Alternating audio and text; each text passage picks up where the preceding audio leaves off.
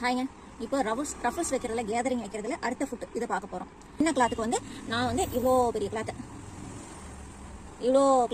வந்து மடிச்சு ரஃபல்ஸ் வைக்கணும் அப்படின்னோம்னா நார்மலாக வந்து ரொம்ப கஷ்டம். இல்லை கீழே கிளாத் இருக்குங்க, கீழே இருக்கிற கிளாத்துக்கு மேலே இந்த கேப்பில் தான் நம்ம இதையே இப்படி சொல்ல வேண்டியதாக இருக்கும். தெரியுதுங்களா? கீழே கிளாத் இருக்குது, அதுக்கு மேலே. இப்போ வந்து இதுக்கு எந்த அளவுக்கு நம்ம ரஃபல் வைக்கணுமோ அந்த அளவுக்கு நம்ம அதை கொஞ்சம் அட்ஜஸ்ட் பண்ணணும். அதனால நீங்க கீழே இருக்கிற கிளாத் வந்து மேலே இருக்கிற கிளாத்துக்கு எந்த அளவுக்கு ரஃப் வைக்கணுமோ அந்த அளவுக்கு நீங்க ஸ்லோவா மூவ் பண்ணி அந்த அளவுக்கு ரஃப்ஸ் வைக்க முடியும்.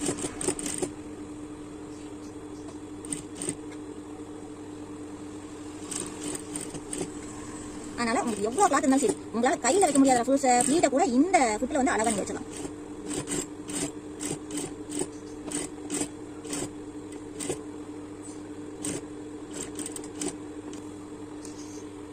மொத்த கிளாத்துக்கும் இந்த பீஸ்குள்ளார இருக்கிற மொத்த கிளாத்தையும் எவ்வளவு ரஃப்ஸ் வைக்க முடியுமோ அவ்வளவு ரஃப்